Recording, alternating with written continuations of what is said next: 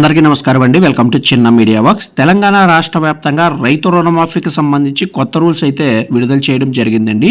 So ఈ రూల్స్ని అనుసరించి మాత్రమే రైతులకి రైతు రుణమాఫీ అనేది చేస్తారు. సో ఈ వీడియోలో ఈ రూల్స్కి సంబంధించి పూర్తి వివరాలు తెలుసుకుందాము. కాబట్టి వీడియోని ఎక్కడ స్కిప్ చేయకుండా పూర్తిగా చూడండి. ఈ వీడియో లైక్ చేసి మీ మిత్రులందరికీ షేర్ చేయండి. అలాగే మన ఛానల్ని సబ్స్క్రైబ్ చేసుకోండి. ఇక వివరాలు అయితే చూద్దాం. ప్రస్తుతం అధికారంలో ఉన్నటువంటి కాంగ్రెస్ ప్రభుత్వం ఎన్నికల ముందు మేనిఫెస్టోలో రైతులకు సంబంధించి 2 లక్షల రూపాయల వరకు రుణమాఫీ చేస్తామని చెప్పి హామీ ఇచ్చిన విషయం మనందరికీ తెలిసిందే.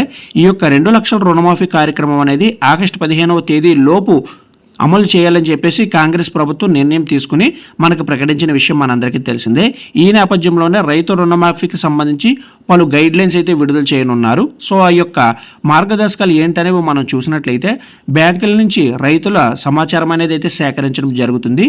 4 విభాగాలు 30 అంశాలతో కూడిన ప్రొఫార్మాతో సమాచారం అనేది నింపుతారు. సో దీనిలో రైతులకు సంబంధించి వివరాలన్నీ కూడా నమోదు చేయడం జరుగుతుంది. ఇక రుణమాఫీ పథకానికి సంబంధించి డిసెంబర్ 9, 2023 అనేది కట్ ఆఫ్ తేదీగా నిర్ణయించనున్నారు. కుటుంబానికి 2 లక్షల రూపాయల వరకు రుణమాఫీ అయితే చేస్తారు. అసలు వడ్డీ కలిపి 2 లక్షల రూపాయల లోపు వరకు బకాయిలు అనేవి మాఫీ చేయడం జరుగుతుంది. 2 లక్షల రూపాయల కంటే ఎక్కువ ఉంటే రైతులే చెల్లించాల్సి ఉంటుంది.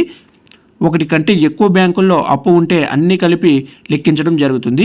అయితే 2 లక్షల రూపాయల వరకు మాత్రమే మాఫీ చేస్తారు. 2 లక్షలకి ఎక్కువ ఎంత అమౌంట్ ఉంటే ఆ అమౌంట్ అనేది రైతులే చెల్లించాల్సుకోవాల్సి ఉంటుంది. ఇక భార్య లేదా భర్త ఖాతాల వివరాలు, అప్పులు, వడ్డీలు క్రోడీకరించి పథకాన్ని అయితే అమలు చేయడం జరుగుతుంది. ప్రొఫార్మాలో బంగారం రుణాల ప్రస్తావన కూడా ఉండనున్నది. రైతులు బంగారం రుణాల వివరాలు అయితే సేకరిస్తారు. దీర్ఘకాలిక వ్యవసాయ రుణాలకు ఈ పథకం అయితే వర్తించదు. డిసెంబర్ 9 తర్వాత తీసుకున్న రుణాలకు ఈ పథకం అనేది వర్తించదు. రుణమాఫీ ప్రొఫార్మాలో 4 విభాగాలు అయితే ఉండనున్నాయి. పిఏసిఎస్ల వివరాలు, బ్యాంకుల వివరాలు, రైతుల వివరాలు, రుణం వివరాలు అన్నీ కూడా సేకరించడం జరుగుతుంది. రైతు ఇంటి పేరుతో సహా పూర్తి పేరు, తండ్రి లేదా భర్త పేరు కూడా సేకరిస్తారు.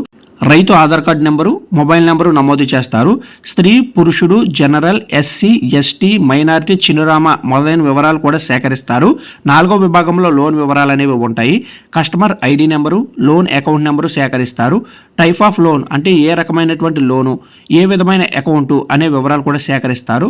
లోన్ మంజూరైనటువంటి తేదీ, అప్పు తీసుకున్న తేదీ నుంచి అసలు, మొత్తం, వడ్డీ రేటు అన్నీ కూడా సేకరిస్తారు. 2023 డిసెంబర్ 9 వరకు అసలు, మొత్తం, వడ్డీ, ఇతర ఛార్జీలను నమోదు చేస్తారు. మొత్తం అవుట్ స్టాండింగ్ లోన్ వివరాలు సేకరించడం జరుగుతుంది. అకౌంట్ ప్రస్తుత పరిస్థితి ఏంటి, ఎన్పిఏ జాబితాలో పడిపోయిందా, స్టాండర్డ్గా ఉందా అనే విషయాలు కూడా సేకరించడం జరుగుతుంది. రైతు saving bank account number, ID number వంటి వివరాలు కూడా నమోదు చేస్తారు. సో ఈ విధమైన వివరాలన్నింటినీ కూడా పరిశీలనలోకి తీసుకుని అన్నీ వెరిఫై చేసిన తర్వాతే అర్హత కలిగినటువంటి రైతులకి ఈ యొక్క 2 లక్షల రూపాయల రైతు రుణమాఫీ అనేది అయితే అమలు చేయడం జరుగుతుంది.